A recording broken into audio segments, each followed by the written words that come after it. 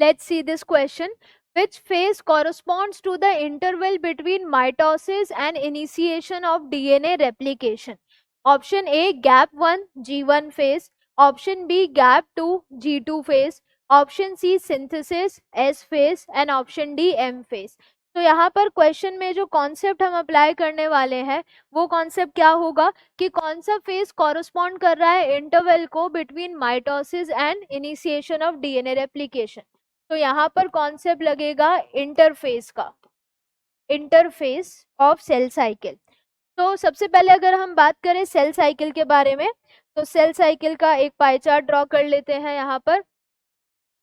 इसमें इसके अकॉर्डिंग जो इंटरफेस है टेक्स ग्रेटर देन 95% ड्यूरेशन, तो बाकी का लेस देन 5% ड्यूरेशन किस में चला जाएगा, less than 5% duration M phase में। तो जो ये हो जाएगा क्या, this will be M phase, M phase.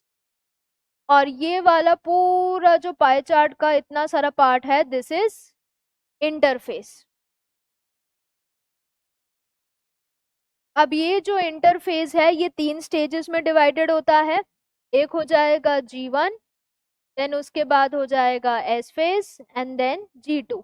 तो this is G1 phase, this is S phase and this is G2 phase. तो अगर हम क्वेश्चन की तरफ देखें, कौन सा फेज कॉरस्पॉन्ड कर रहा है एक इंटरवल को या एक स्टेज को between mitosis and initiation of DNA replication. DNA replication कहाँ पर होगा, एस फेज में।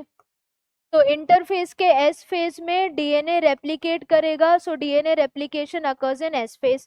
तो इस और इस स्टेज के बीच वाले इंटरवल को पूछा गया है। तो एम फेज और एस के बीच में कौन सा गैप फेज आ रहा है, G1 फेज आ रहा है।